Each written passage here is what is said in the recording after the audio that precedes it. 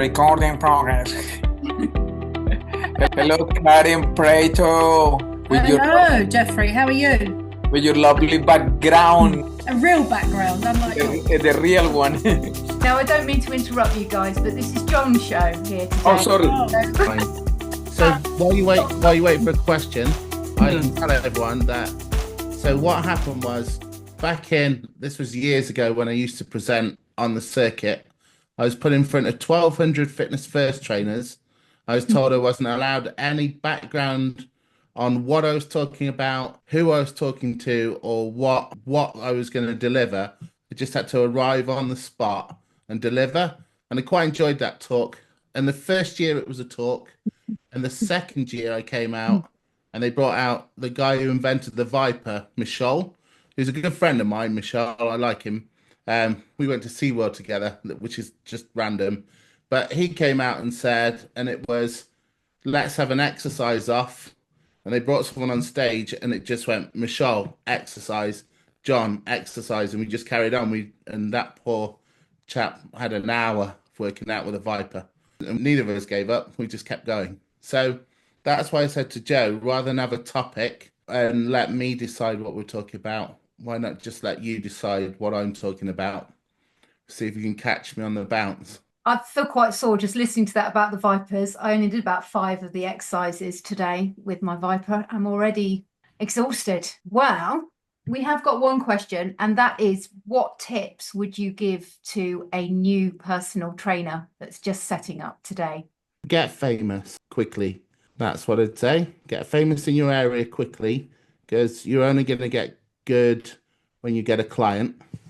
And people tend to find the famous person. So an example of a strategy in a health club was, when I go in a health club, I train all the bar staff, all the cleaning staff, all the reception team, and I goad them. I don't just offer, I push them. And the only deal is they can't tell anyone that I'm not charging them. And it gives the perception on the gym floor that I'm full. But also I know that people trust the reception team, the cleaning team, the bar team far more than they trust the trainer, because the trainer's got a product to sell. So as soon as you've got a pair of biceps walking around the gym and they work on the bar, you have clients. If you work outside of a gym, then it's the same principle. You just have to go into shops and places where people spend a little bit of time with the staff that work there and go and grab them. But if you had a hierarchy of what you need to do well as a trainer, first you need clients, or you're not quite a trainer yet. And second, you need to keep them. And so get famous. Part of being famous is having people want to keep coming to see you. So that then the next thing is make sure you program well and you deliver better. There. That's what I tell my new that's what I told a new trainer earlier today. I hope you took notes there, Gully. But yeah, I think that's great advice. I used to pick up more personal training clients by going to the gym to teach classes and talking to people afterwards, always. So you build it. So there's this perception that people buy results, but I don't think they do. I think results spur them to look, but they buy personality or trust. I don't know anyone who'd say that's the dull trainer. I think it'll be excruciating, but they'll get me a result. I don't know many people who've hired that trainer, but I know lots of trainers. I've been into gyms and trainers that are highly qualified have said to me, the other trainers are worse than I am. Why haven't I got any clients? My answer is because they look a lot happier than you. They're more famous. Famous is the right word, because then it leads you into, why am I running my social media? What am I doing when I'm not training? What am I doing while I'm training? And you start to recognize the fact that every time you're in a space where there's a potential client or someone who will lead you to a potential client, then you're marketing. And so you're putting on a show, even if you're not. I used to be notorious in gyms when I first started. I used to be brought into gyms that were struggling because I go in and I'd move people on if they just couldn't do that. And my first question was, the first thing I used to tell my gym team was work harder, but it gave them no parameters for what work harder meant. And the ones that stood taller or cleaned more, they were the ones that you knew would leave in the next sort of 3 months. And the ones that went and interacted with clients and got loud and took people off machines and trained them and generally just got louder and more known, they were the ones I knew I'd keep for years. So it's just, if you're not known, or if it's not easy to recognize that you're fun or good to be with, you don't have to be loud. You have to be trustworthy, almost cliche. You have to be almost cliche so someone can like box you off and go, that's that person. Then you'll start signing clients up. I think I've said this about online about 1 million times. People go, you're enough. When they say online, you're enough. I'm going to tell you this, you're way too much. You're way too much. People can only handle 3 things of you. I think I've said this to a lot of people and upset them. It's not a bad thing, but if you're on social media and if you're live in a gym, people see you as if you're a TV character. And TV characters normally have 3 traits and no more. And I normally, because I'm old, I go for Friends. And I go, if you remember Friends and you remember Joey, what are 3 things you could put in a room that he'd like? And what are 3 things that you could do in a room that he wouldn't like? And I'm pretty much sure anyone who's watched Friends could tell me those 3 things straight away. It's going to be someone attractive. It's going to be food and an acting job. And if you want to mess him around, give the acting job to his friend, give the person he finds attractive to his other friend and eat his food. And that's what we want to see. And when you're a trainer, that's as much as we want. So This is when great people because I was going to say what you were saying before. How do people do that if they're not in a gym already and social media? Social media and go live. Some people push everything into social media, but actually go into a local cafe where people spend time talking and be there for a while. Be a bit busy, do things. Clear a table for the member of staff and they'll talk to you and then it starts. But it's just being famous. My mentor for that was my granddad, but everyone knew my granddad. He used to go into Tesco's and try and order Asda bread just to see if he could keep them on their toes. But everyone knew him. He didn't have to order at the cafe. They brought him over and he taught me that. And then I transferred it to everything I do. That's what you need to be thinking about. What's the strong parts of my personality? When I talk about this building social media content, I say have 2 industry related and 1 that's personal to you. And that's what'll get people.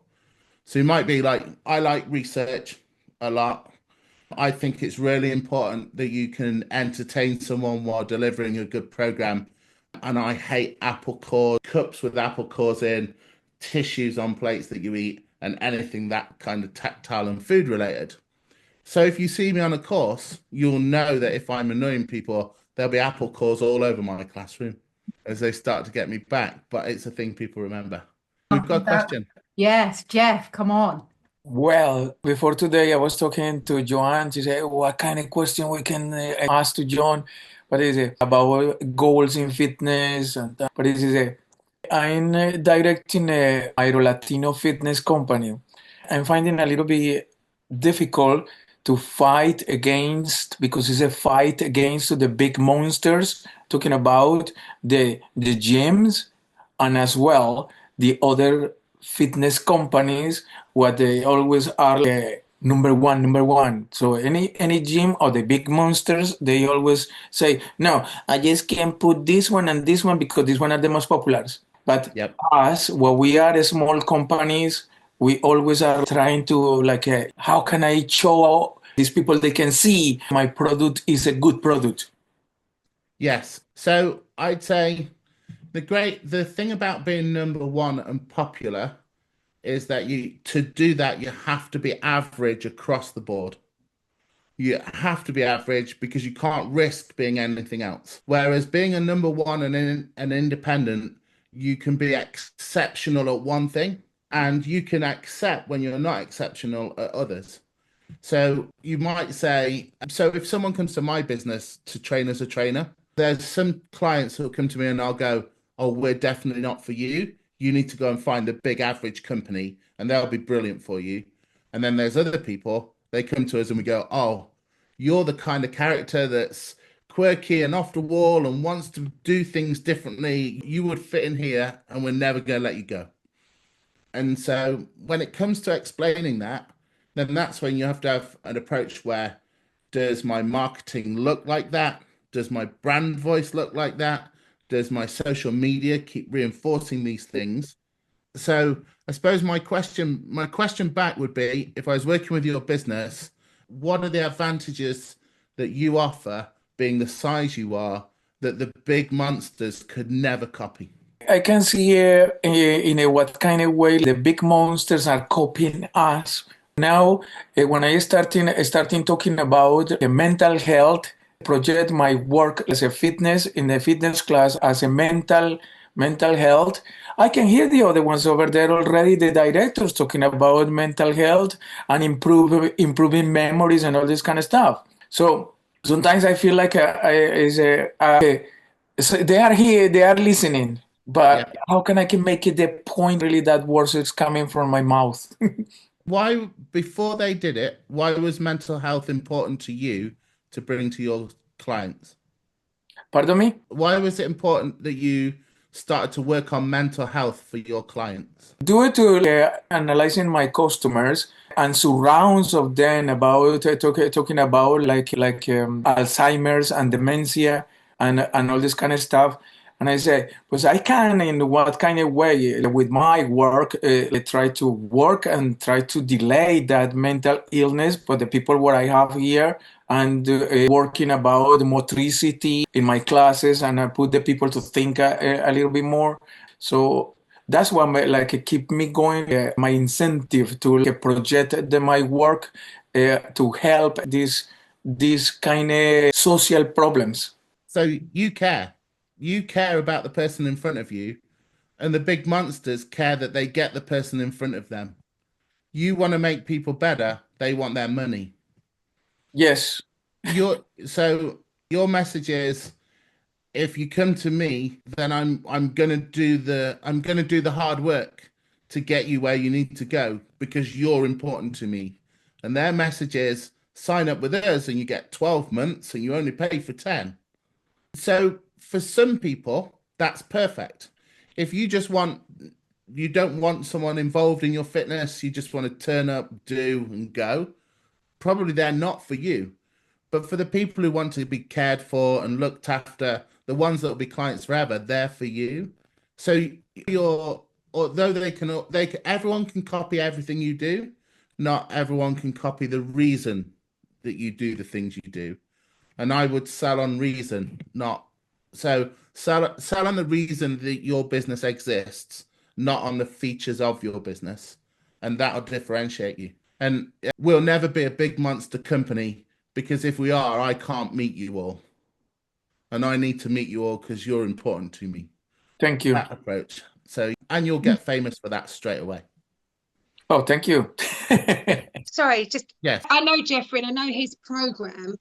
And I think one thing that you just said, John, was right. It's Jeffrey, you are there. So if you looked at the Zumba program with, I can't remember his name, it is so diluted now and spread out.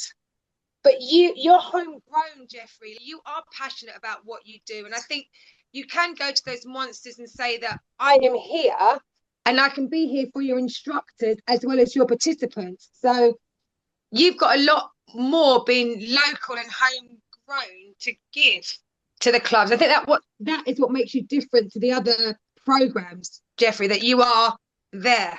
You and Tori are there as part of that program. So you've got a lot. You have got a lot.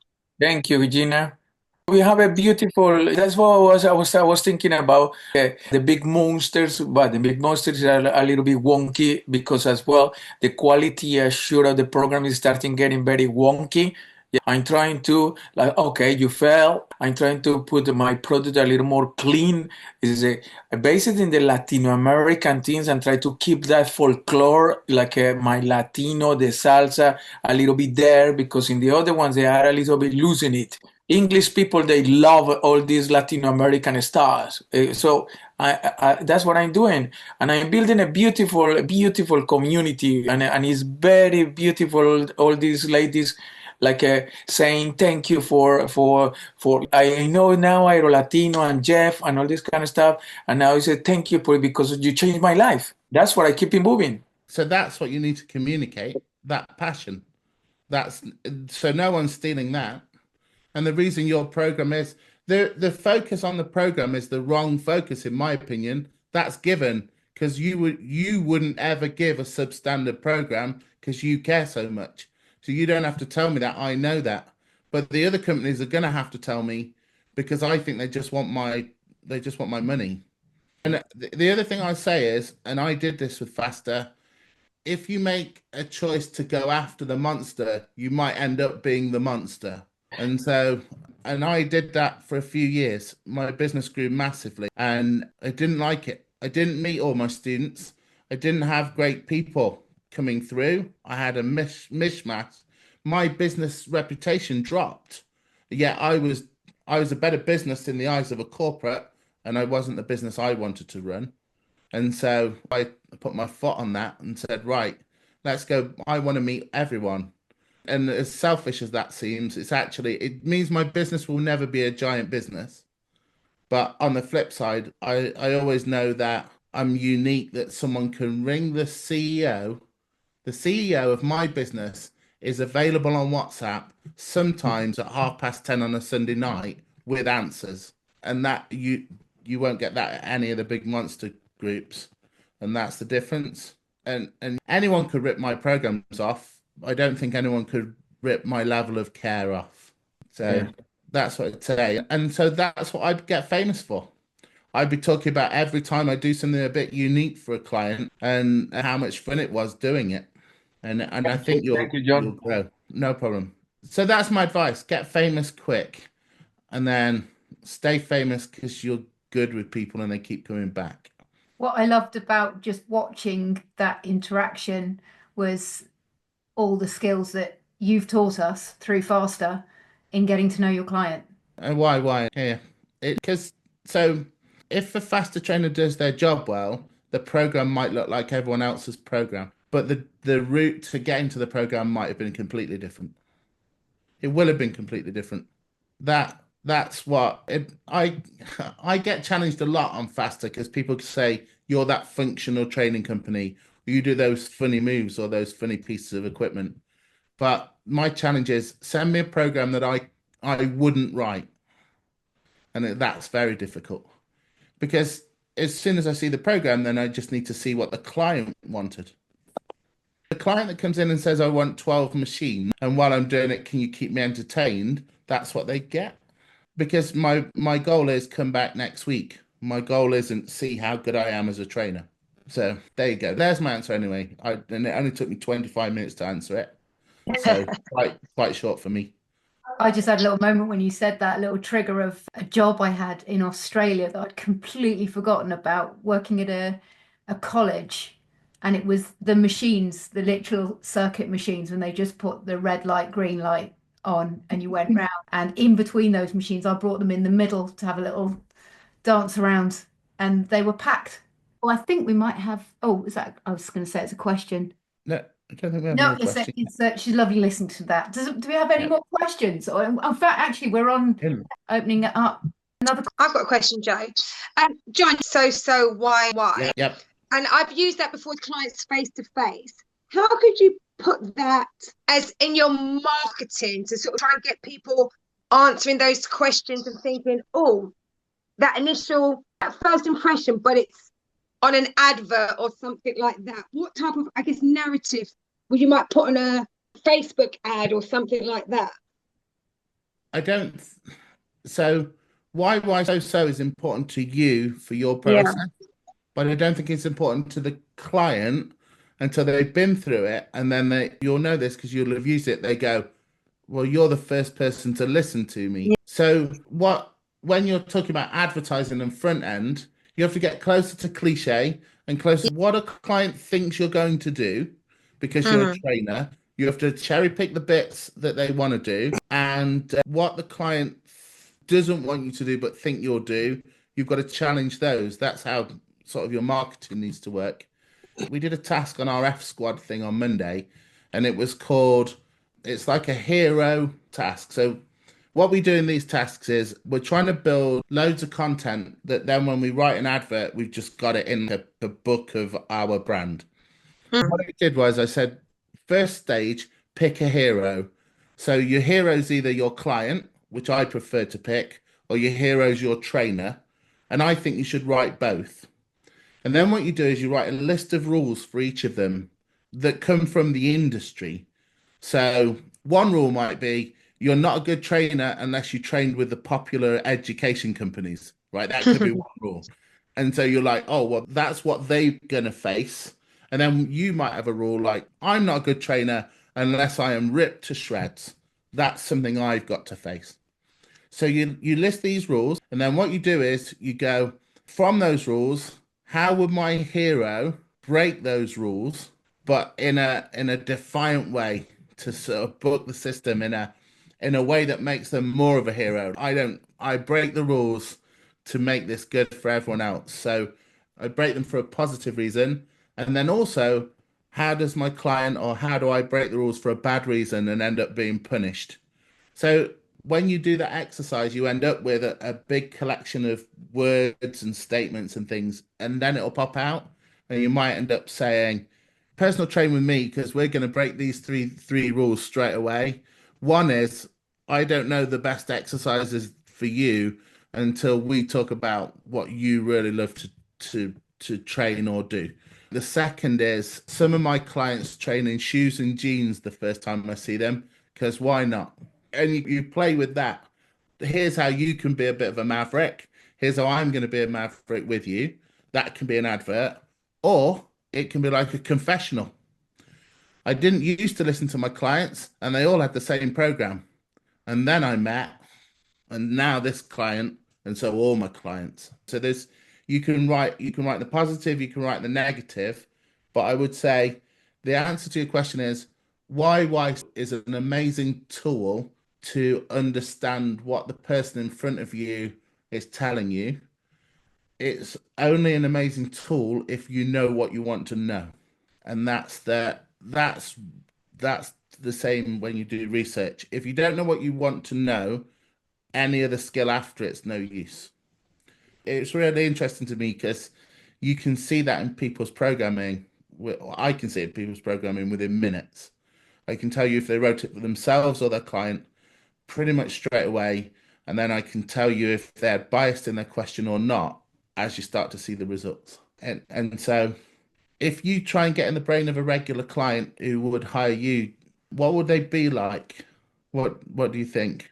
Oh, if they hired me. So what would my client be like? Your ideal client is just looking at adverts and you desperately want them to look at your advert to sign up with you. What's that client like? What's important to that client? I think it's more not about the aesthetics. So someone that wants fun and movement in their life. So I guess definitely a fun trainer, bit quirky, that doesn't want that serious, stuffy, in the gym, regimental, on the machines, vanilla cookie cutter style workout. So I guess someone that wants not the norm sort of thing. A maverick. So you need to list the rules that you think so that person's looking at advert, and you need to list all the things that they think they have to put up with because they're hiring a trainer, and then you have to tell them why you break every one of those, and that person will go, oh, you're a maverick, I'm hiring you. And no, I like that. Thank you. It's good. What'll happen when you do that is, for every 2 or 3 that go, you're a maverick, I'm having that, there'll be 5 or 6 trainers who are going, you're a maverick and that threatens me. Let me tell you why you're wrong. And that's good. Take that as a compliment. There's someone in the room, we had that this week. It's brilliant. It means everything was being done right because another trainer came in and went, no, you're threatening me. And you're not. You're just going, I don't do warm-ups and cool-downs. So that's because I've done the research behind them. And they go, you have to because convention. And you go, good. Because the client that wants them is going to hire you, and I don't want those. I want the person who goes, I hate the beginning of all sessions, and you've just solved that for me. I'm hiring you. It's just how it works. It's a good way of going, this is the kind of maverick you're hiring. I love that. Thank you so much. It's made me definitely think of a different way. So I think sometimes the adverts are like, well, what is your fitness goal? And I can help you achieve your fitness goal. And it's the same language gets used through all the years, so to speak. And just what you've just done there is a light bulb moment to think, let's change the narrative on it. Yeah. Thank you. Oh, if you know me, I hate a cliche. And if you've ever written a cliche and then messaged me and said, what do you think of this? That it's not pleasant for the first few sentences while I calm down. I do apologize sometimes, but yeah, it generally, if the industry is saying it, it's already been said well, and now it's like telling a joke that someone else wrote. You're doing it because it's got a laugh, but also you're not as good as the person who came up with it, and you're not doing them the service. It's like that. But as soon as you know what the client is that you want to train, you can just talk to them in your advertising. I wouldn't worry what anyone else is writing. Cool. Thank you so much. No worries. I think I was going to just say on that was that, Gina, obviously you're in motor skill application specialist and you're aware that there is a 6-week course coming on. And I just thought that might be something that you might want to talk about, John, just because that fits really well with what you just did and how you just helped Gina. I noticed that in my screen, Karen just put a hand up. Oh, Yes. No, sorry, you started talking, Joe. On the bottom. And I just wanted to follow on from what you were saying to Gina, because I love that, because I'm in that situation, really, of Pilates personal training and stuff. So I really like what you said. It also got my cogs turning.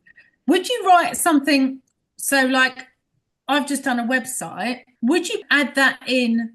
Because I have obviously got about me on there. Of course I have. But would you write that sort of thing in with it, do you think? Or every time I look at it, I've changed it about 3 times. No, so this is I'll talk about the 6-week course. I'm not plugging this. I'm going to tell you about it because it's the freshest thing I've done. So let me back up a little, and then I'll answer all the questions en route to this really long-winded way of saying, no, you don't have to keep changing your shop. So your website is your shop, right? You don't have to keep moving the shelves around unless you're trying some psychology trick. But what you might want to do is you might want to change the person outside with the billboard or who's throwing the sign up and down and get them to do more tricks to show that you're more than just a few shelves. That would be my analogy. So when I'm not doing this, I'm trying to be funny for a living. Well, no, it's not even for money. I'm just doing it because I like being an idiot away from being in fitness. And some people would say I've cracked being an idiot in fitness, so now I'm allowed to be an idiot outside of fitness. And so I don't get enough time to go and do my stand-up and my improv. I just can't I can get the stage time, I can't get there and back. And so I took a course on building my social media for fitness, for funny. And I did it for funny because it's brand new and it pushes me outside of my box. I ask trainers to do because I'm trying to be funny on a platform where I am going to get abuse for being funny. What happened was I signed up for this 6-week course. For anyone who's known YouTube since it started, there was a sketch comedy group called Smosh. They're still around. The guy who ran that runs this course. And what he did was he went platform through platform on what to write and how to deliver it. And then as a group, we committed to 3 posts a week. And I hated the first 2 weeks, but posted anyway. And now I'm really enjoying posting. But I'm really enjoying posting because he started to put parameters around what to post. And what was really cool for me was it's no different to fitness. It just, it was trying to be funny. So what I did was I set up a 6-week course, mainly for my digital presenters. So people, or my FTEs, people who are already in the system. But I put it out to everyone with the idea being that we do 6 weeks together. Every week we all produce 3 videos. Every week we support each other's 3 videos. But also at the start, I show you this thing called Blaze, and it puts out regular adverts. So that's like leaflet dropping. And then your 3 videos are the things that attract people to your site. If you do find any of my videos, my last one I started using visual effects to try and get people to watch. So I do this and then my mug appears. Things like silly stuff. But what I want to do over the 6 weeks is show all of that. And then after 6 weeks, everyone will have done everything. And then 1 or 2 things will work and lots won't. And this goes back to what we're saying, Karen. Your message won't ever change. Your message has always been the same. You're the maverick in the Pilates world because you get people up and moving. You're the maverick in the Pilates world because you don't coach with as many cues as the rest of the Pilates world. You're a maverick in the Pilates world because the goal isn't to make someone better at Pilates. The goal is to transfer it to what they do in their life. So when we start building the marketing and you start playing with the videos, 1 or 2 styles of those videos and 1 or 2 platforms will just catch. Just from the numbers game, they'll catch. And what we do is we go, right, what was the game? What was the structure behind that? Keep doing that. Just keep pushing that button until it stops working and then go again. And then keep pushing that button until it stops working, which amazingly comes from clowning. But the system works. And so what Joe was saying was the 6-week course is that. It's like, how do we define what you're going to say, how you're going to say it, where you're going to say it, how you can make it more interesting, and how you can make it work for social media. And then the website is more like the reassuring side. So it's like, oh, I picked the leaflet up. I spoke to the person you got juggling on a unicycle. I'm here. And then, oh, this feels nice now because this is what I wanted. You are a Pilates studio. Oh, you do the other stuff. So the website is the consistent shop. And then the social media is the circus outside, dragging people into the shop. That's what I'd say. But you need to know why you're the maverick, and then you need to tell them all. And that's the challenging bit, right? No, thanks. It's good. And as soon as you do it, a competitor will copy you. That's a given. So badly though, and cliche because they're second. I just think it's a nicer way of doing it, getting your point across. Not having to worry about what people are saying or saying about each other. Just seems a nice way of doing it. It's fun. It's a weird thing, right? If you're building a personal trainer or Pilates instructor or any kind of business then you make sure they're very good at you. First of all, make sure you're very good at the thing you want to do. And then you make sure you're very good at telling people that you're good at the thing you want to do in a way that makes them want to do it with you. And if you do those 2 things, then the third thing is collect the money. And as long as you do actually collect the money, you've got an all right business. And it's just those, and that's where we're at. I have another question. This is from Steve, who's an old Faster student who's snuck in whilst at work. And Yes. he's been reading the program design series, and he just wondered whether you could elaborate on the skeleton blocks. Yes. So the program design that I wrote was, I thought people were making too much of a meal of program design. So what happens with this is a real boiled down way of saying what we do. But what we do is we communicate lists of exercises with an amount to do, with the amount of weight to do in a certain order. That's our job. It's just that. Here are the exercises in this order, this many reps. I'm a lovely person. Thank you very much. See you next week. So when you get to that point, how you put them together, there's nearly always a lot of worry about that. So like quite often people say, what do you think of this program? Did I write it well? And my answer nearly always is, I don't know. Show me all 6 months worth of programs and what they achieve from each one of the programs, and then we can decide. Because what you do in one session doesn't make too much of a difference. It's what you do in 12 weeks that makes a difference. And sometimes your session on a Tuesday meant that they went for a walk on Thursday, they went cycling on Saturday, on Sunday they took their whole family out and they went and walked town for the whole day, and that's what made the difference. Your program just made them feel they could do it. So the skeleton part of the program is kind of old school, right? So it's like old school training would say legs, then upper body, then arms, then core. right? And so what I noticed was there's structures to people's programs that are popular. And if you could pull the structure and then put your exercise design into the structure, then you come up with something that's desirable and fun, but also unique and proven. So it's like the perfect storm. In marketing called, or in product design, it's called MAYA. So most advanced yet acceptable.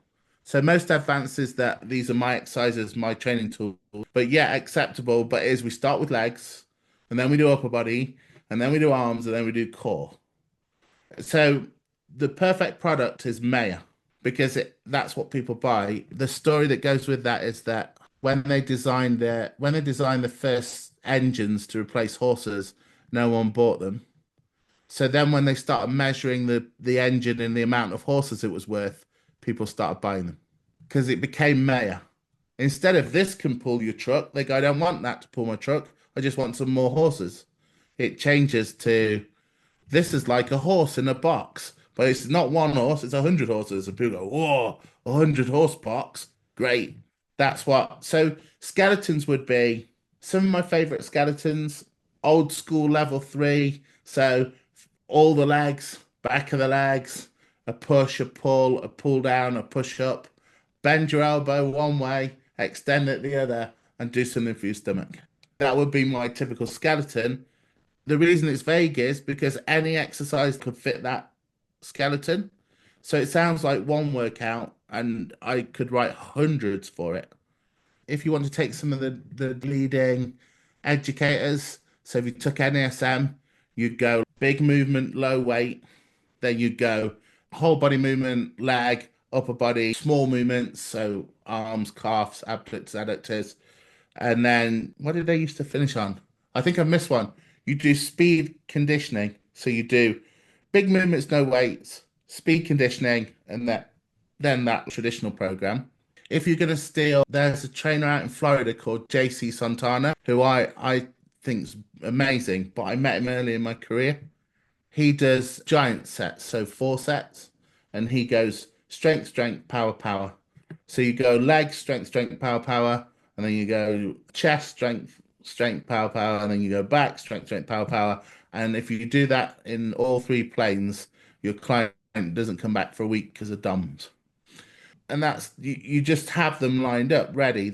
So what I wrote in the programming was, here are some structures. Now in a skeleton, I call them blocks when I should have called them bones. But the blocks are things that you find where you go, that's a nice combination of exercises or reps and sets. So you might go, oh, I love the way you put squats and squat thrusts together and you call it open chain, closed chain, or in that term, open chain. I'm going to do that with other stuff. So then you go, oh, in the NASM, chain, closed chain, that goes in the start where you've not got much resistance. So we'll put that in there. In the traditional level 2, I can put it in any of the blocks, but core seems like a good place to put that. And then you go, oh, and in JC Santana, I'm going to have the 2 strength training being closed chain, and I'm going to have the 2 power training being open chain, and that's going to finish them. That's 2 weeks of DOMS. So that's how it works. And so what you end up doing is you end up in your book having maybe 4 skeletons and no more than that, but 4,000 exercises. And so like almost unlimited different programs. What your client does is they subconsciously recognize the pattern, but consciously can't work out where you're getting all these exercises and routines from. What it does if you run a big chain of clubs is it means you can say to a trainer, you have the ability to run programs that look individual, but you follow a structure that I know will be suitable for the client. And the further you move through my education, the more exercises you have available and the more clients you're able to train. So does that answer it, Steve? I should take that as a yes. We can't talk at work. No, fair enough. Well, we've kept you, 4 minutes. What was the actual question? Sorry, I'm on the train and it just cut out, so I missed what the actual question was. But I heard most of the answer. There's a course that I wrote that currently is on hiatus, but there's a course I wrote on programming, And in the programming section, I talk about skeletons, and skeletons are the blueprint for the workout that you're going to build. That was it, really. Probably should have said that as the answer. Saved us 20 minutes. I think there's a blog on it. That's good. No worries. Sorry, Lindsay. Lovely. Well, I think that's all we've got. Oh, look, there you are. You're looking very smart on the train there. Welcome to London. Well, I had to change trains halfway through the call. That's why I haven't been on the video. Well, thank you very much, John, for coming. We don't have any more time, so we'll have to get you to come back again. Hopefully it won't take another 15 years. I do. Busy. Cool. Well, thanks everyone for turning up. John, have you got a link, by the way, handy, if anybody does want to do the 6-week? I can send it to your WhatsApp. Would that help? That would help. And if anybody wants it, you've all got my details, so you can message me. I'm doing it. I think there's 8 people on it. The more people, the better. Because then there'll be more videos that will inspire other people to do videos.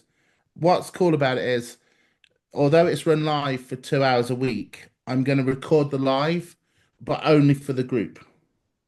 So if you miss the live, you can still join in. And there's a group on Faster called Social Media Bigger Uppers that I get everyone to join. And then what we do is we say, if someone posts a link in there, just go like it for them to help them with their sort of early on engagement. So that the more we have in, obviously, the better it is. Because if you suddenly get 20 likes within the first couple of hours of your post going live, it's already going to start to kick off, and it'll just get busy in there. And that's, if it does, you just put it on quiet, and then you go, I'll just spend an hour liking things later, and then you go and look at it and do that. I've just sent it to you, Joe. Thank you. That's great. Thanks, John. Thanks, Joe. Thank you very much. I'm going to Thank you, John. Thank you. Everybody. Bye-bye.